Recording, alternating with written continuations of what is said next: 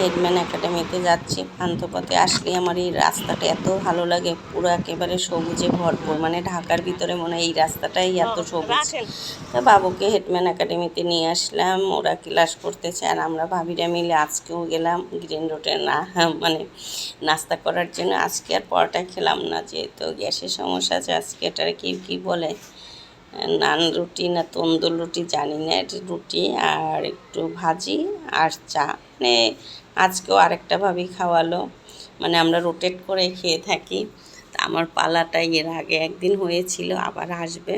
তো আজকেও ভাজিটা ভালো ছিল, তবে একটু ভাজিটা আজকে হলুদের পরিমাণটা বেশি ছিল, এই জন্য একটু হলুদ ঘ্রাণ আসছিল। আর এদিকে অনেক গল্প হচ্ছে। তো এই যে পরোটাটা খাওয়া হলো, আর চাটা চলে আসলো। চাটা আমি আগেই বলছি, অনেকে আজকে চাটা খেলো না, কিন্তু আমার কাছে চাটা অনেক ভালো লেগেছে। তাই হেডম্যান একাডেমি শেষ হয়ে গেল, বাসায় চলে আসলাম। এসে একটু রান্নাবান্না করা শুরু করলাম। মানে এসে আর কাপড়টাও পাল্টালাম না, যেহেতু স্কুলে আবার যেতে হবে। তা মনে করলাম কী আর রান্না করা যায় তাড়াতাড়ি। চিংড়ি মাছটা বের করলাম দ্বীপের জন্য। আর দুবার ডিম খাওয়াটাও ঠিক হবে না, অতিরিক্ত গরম হলে মেয়েটি একটু পেটে সমস্যা ছিল। তাই চিন্তা করলাম চিংড়ি মাছটাই রান্না করে নিই। আর আমার তো স্কুলে লাঞ্চ করা হবে আজকে। আমাদের স্কুলে মানে ঈদ পুনর্মিলনীর মতো ছাড়ে করছিল, অনেক আয়োজন ছিল, কিন্তু মানে যাদের দেশের বাড়ি দূরে অনেকেই চলে গেছে, আসতে আর পারেনি। আস্তে আস্তে লেট হয়ে গেছে। সবার সাথেই কথা হয়েছে, মানে কালকে থেকে স্কুল শুরু হবে। তো অনেকেই চলে আসছে, সবাই টায়ার্ড। আমরা অনেকজন টিচারই আসছি, এসে আমরা খাওয়া দাওয়া করেছি। তার চিন্তা করলাম বাবুর জন্য রান্নাটা করি। একটু আলু দিলাম, একটু পটল দিলাম। আর পটলটা খুবই ভালো ছিল, তো মনে করলাম একটাই সবজি, আবার ডালও রান্না করেছি। দ্বীপের বাবা বসিয়ে রেখেছিল, আমি এসে আবার একটু পেঁপে দিয়ে পাঁচফোড়ন দিয়ে ডালটা সোমবার দিলাম।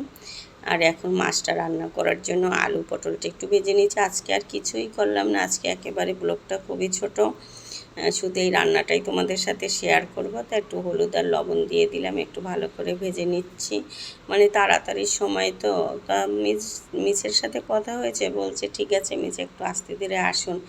কিন্তু আসলে এক জায়গা থেকে এসে আরেক জায়গায় মানে আবার যাওয়া, আবার রান্না বান্না, এই কারণে একটু কেমন জানি অস্থির লাগতেছিল। বারবারই ঘড়ির দিকে তাকাচ্ছি। আর দীপও এসে একেবারে টায়ার্ড হয়ে গেছে, কারণ ওর তো শরীরটা খারাপ। এই এসে একটু নাস্তা, সকালে দিদির বাসা থেকে একটু নুডলস তৈরি করে দিয়েছিলাম। আর এসে আবার একটা ফ্রোজেন পরোটা ভেজে দিলাম আর একটা মিষ্টি দিলাম, ওটা খেয়ে বাবু ঘুমাচ্ছে। তা আমি রান্নাবান্না করতেছি, যে আলু পটলটাও ভাজা হয়ে গেছে। এখন পেঁয়াজটা দিয়ে দিলাম, মানে আরেকটু ভাজলে ভালো হতো, হ্যাঁ, কিন্তু সময় নেই, কিছুই করার নেই।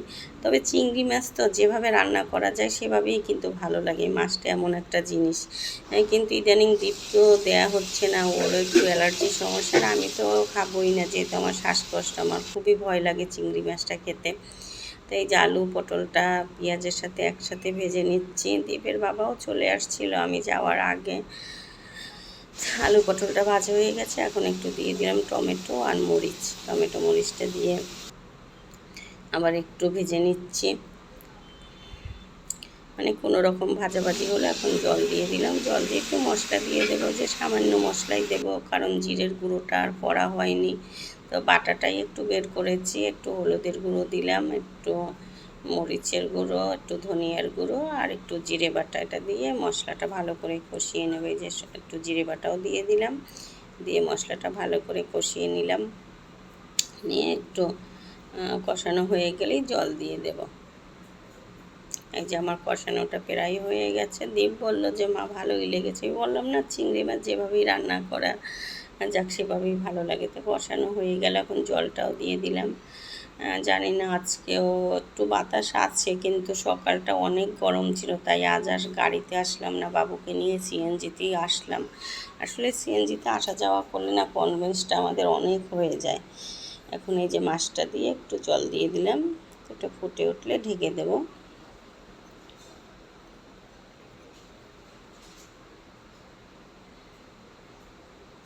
যে একটু ঢেকে দিলাম, মানে পটলটা তো সিদ্ধ হয়ে গেছে, আলুটা সামান্য একটু মানে সিদ্ধ হতে বাকি ছিল।